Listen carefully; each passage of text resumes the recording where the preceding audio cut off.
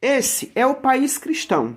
É uma vergonha a pessoa abrir sua boca e dizer que sou cristão. Infelizmente, essa é a realidade. Um país cristão, mas que é comandado por uma organização criminosa perigosíssima, da mais alta periculosidade do sistema religioso cristão com o sistema político cristão. Porque todos os políticos que representam a política brasileira são cristãos. Não existem ateus ou outros políticos de outras religiões. Infelizmente. Infelizmente, já foi aprovado no segundo turno e provavelmente vai ser aprovado no Congresso, onde esses deputados que estão aprovando essa PEC da blindagem, que são pastores bolsonaristas cristãos, vão poder continuar praticando seus crimes em praça pública e não vão sequer serem investigados. E principalmente a bancada evangélica lá no Congresso é totalmente podre. É onde está toda a maldade e bandidagem no nosso país. Essa bancada evangélica é sinônimo de facção criminosa. É lá onde sai todo tipo de atrocidade, ódio e perseguição. É lá onde se escondem os psicopatas das mais altas periculosidades, que sangram o nosso país como gado no matadouro. Existem dois fatores principais que impedem o desenvolvimento do nosso país, ou seja, do Brasil. São eles: o sistema religioso e o sistema político. São esses dois sistemas que fazem do Brasil um dos países mais corruptos, violentos e analfabetismo funcionais, que fazem do Brasil celeiro do crime organizado e da facção criminosa pelos líderes políticos e religiosos. Isso é uma vergonha total, é um absurdo. Esses deputados cristãos nem sequer podem mais ser investigados. Agora eles podem cometer assédio sexual à vontade, que não acontece mais nada com eles. Mas só presta assim para esse povo demente, que só vive correndo atrás de igreja e de religião cristã, de um Deus e de um Jesus que nunca sequer pode dar um oi. Isso é no que dá um povo adestrado e manipulado por um sistema religioso cristão.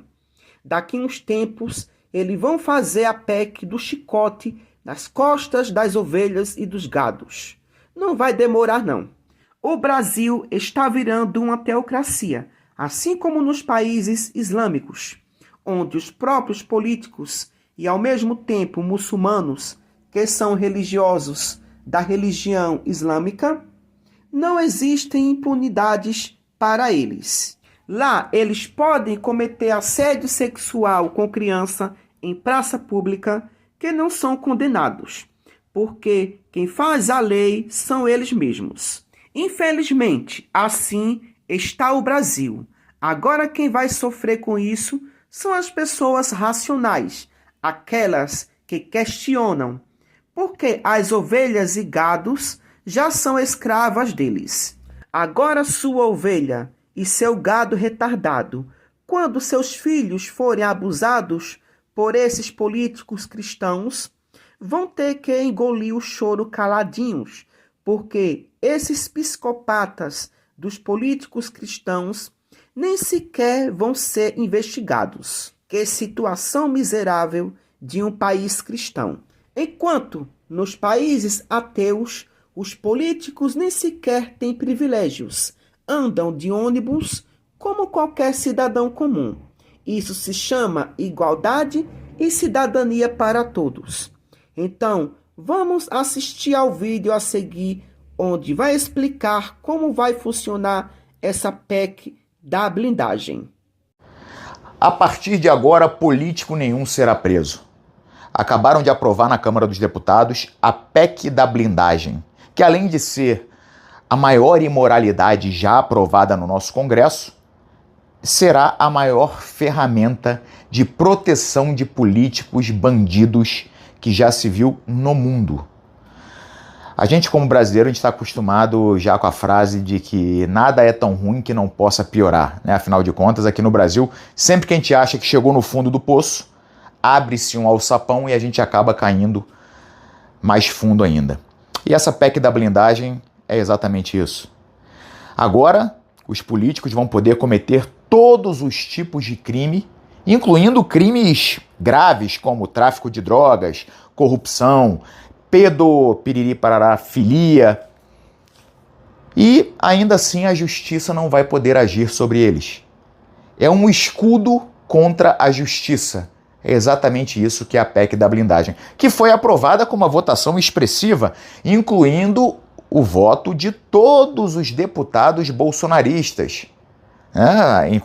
Inclusive do nosso glorioso Nicolas Ferreira, aquele que ia combater a corrupção e o sistema, pois é, votou a favor da PEC da blindagem. Olha, eu vou falar para vocês, o nível de absurdo dessa PEC é tão grande, a gente vai falar mais sobre isso, que eu vou explicar um pouco melhor nesse vídeo, mas é algo que nos faz refletir sobre o que pode ser feito. Porque eu estava pensando um pouco antes de gravar esse vídeo, o que pode ser feito agora? Não resta muita coisa, de verdade, não resta. A gente já ficava puto quando via políticos sendo presos e ficando pouco tempo na cadeia. Depois ficamos mais putos ao ver políticos sendo condenados e cumprindo em liberdade. E agora nem condenados eles serão. Os políticos não poderão nem ser processados. Acredita nisso? Pois é, antes da gente conversar mais sobre essa PEC da blindagem e sobre o que a gente pode fazer daqui para frente, eu quero te convidar a se inscrever aqui no canal, caso não seja inscrito. Aqui você sempre vai encontrar a verdade dos fatos, e aí você faça com essa verdade o que você quiser, mas uma coisa que eu te prometo é que eu nunca vou trazer narrativas aqui, nem nunca tentar te enganar. Eu vou sempre apresentar a verdade. Os cascas grossas de verdade que estão inscritos aqui no canal sabem muito bem disso e podem atestar que eu estou falando a mais pura verdade, tá? Então se inscreve aqui no canal, dá um like no vídeo, os brabos de verdade estão inscritos aqui, só falta você. Bom, galera, essa PEC, né, uma proposta de emenda à Constituição, já foi votada, meu irmão, toque de caixa, o Hugo Mota já patrolou, botou essa porra aí, e foi aprovada já em 2 turnos, e agora segue para o Senado. E essa PEC, ela diz o seguinte: qualquer investigação, veja só, qualquer investigação sobre qualquer político só pode ser iniciada depois de aprovada pelos próprios políticos. Então, vamos lá, o deputado Zezinho foi pego abusando de crianças, traficando drogas e recebendo propina, tudo junto. O Zezinho abusava de crianças, recebia propina, era corrupto e traficava drogas. A polícia fala, a justiça fala, cara, temos que investigá-lo. A polícia fala, quero investigá-lo. E os políticos fazem o seguinte: olha, para vocês investigarem o Zezinho, a gente vai ter que se reunir aqui e decidir se a gente vai deixar vocês investigarem. Aí você vai me dizer, tá, Brigadeiro, mas se for um caso de muita repercussão, lógico que assim, os de pouca repercussão, ninguém mais vai ser investigado. Mas os de muita repercussão, eles vão ter que deixar a polícia investigar. Mas será que eles vão deixar sem antes avisar o Zezinho? Para destruir todas as provas? Meu irmão, acabou. Acabou isso. Político nenhum mais será sequer processado. Tinha uma lei muito semelhante a essa PEC da blindagem que vigorou entre, anota aí, 1988 até 2001. Meu irmão, 13 anos. A lei vigorou por 13 anos. Sabe quantos políticos foram processados? Não estou falando indo para cadeia, não. Que foram para cadeia, não. Só processado. Quantos políticos foram processados nesses 13 anos? Um. um. Exatamente. Então vocês imaginem, né, o que vai acontecer no Brasil daqui para frente. E o grande perigo, além da gente ver um aumento monstruoso em crimes de corrupção na política, tráfico de drogas, a gente sabe está envolvido, abusos e tudo mais, é agora a porta que se abre para que organizações criminosas, como o PCC, como o Ano Vermelho, que já tem ações nas políticas locais, já tem seus deputados estaduais, já pegaram agora o tal do TH Joias, né? Que é um deputado também aí, é que esse pessoal comece a colocar os seus integrantes para concorrer. Você imagina o Zezé do Pó, o dono da boca de fumo no Complexo da Maré, digamos. Esse cara tá fudido, uma hora ou outra a polícia vai pegar ele. O que eles fazem? Botam dinheiro para ele, fazem uma campanha no complexo ali, ele é eleito deputado estadual. Acabou, não vai ser mais processado. A polícia não pega nunca mais e a facção criminosa passa a contar com um traficante, um cabeça da sua organização dentro do sistema político, atuante. Olha que legal. E aí quando a gente pensa em quem votou nessa imoralidade, é que assusta mais ainda. Toda a bancada bolsonarista votou a favor disso. Todos os deputados do PL votaram a favor. Inclusive o Nicolas Ferreira. E mais, sabe em que o Nicolas Ferreira votou? Inclusive para que essa reuniãozinha de políticos, onde eles vão votar se vão permitir que um dos seus amiguinhos seja processado ou não, seja investigado ou não, o Nicolas ainda votou para essa reuniãozinha ter os votos secretos, para você nem saber quais os políticos que foram a favor ou contra que os seus amiguinhos fossem investigados. O Nicolas votou a favor de voto secreto. Legal, né? Não era ele que ia nos defender dos criminosos, lutar contra a corrupção e contra o sistema? Pois é, quando é para benefício próprio, aí eles esquecem tudo isso, né? Aí fica todo mundo juntinho se protegendo. É assustador isso que está acontecendo no Brasil. Assustador. E o que a gente pode fazer? Agora, nada.